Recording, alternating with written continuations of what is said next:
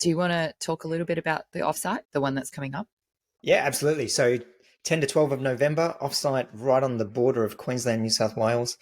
And we're disappearing away with 20 B2B founders to talk all things growth and scaling. So we'll be covering scaling your organization and teams, and particularly with a focus on entering the UK and US markets. So we'll deep dive through frameworks and tools, mindset, organizational structures, articulating your messaging, like how do you actually pitch your value prop and what you do clearly, and do's and don'ts of UK US expansion. So it's one of those things I love doing it. We've run a number of these. I love the group that comes together and that space for really honest and transparent conversations. And there's so much content on this stuff, but it's actually applying it specifically to your organization, your startup. So for founders who are interested, we do have some places still available. All the details are up on the site.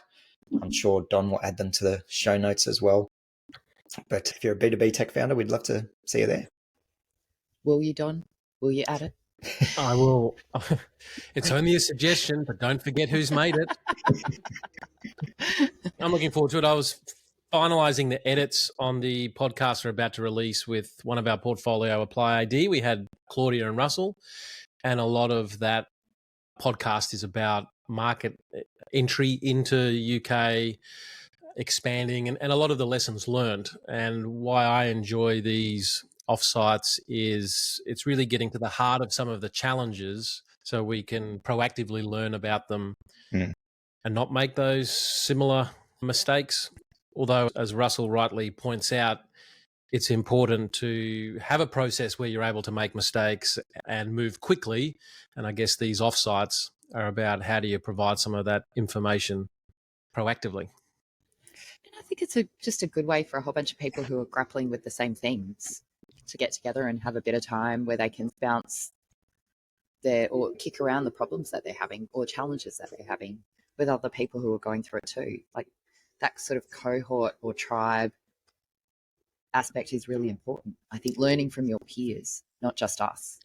Yeah, it's a great way to expand those networks, but people are a product of their environment, and ideas come out in certain environments, and the location that we choose is a magnificent location that has some really great aspects about it, and being able to switch off a bit, come together, really think deeply for a couple of days about the business. You just don't get that in your day-to-day operations.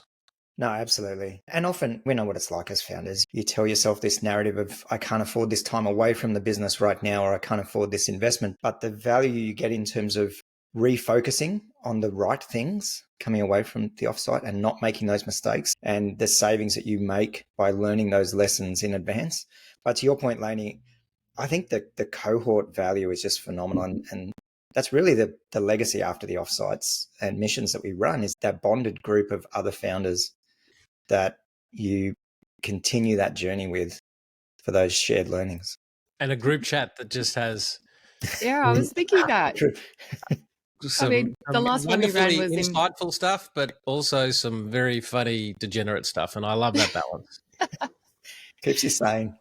The one we ran in February has still got everyone engaged on the chat, now. So I think that cohort part is really critical.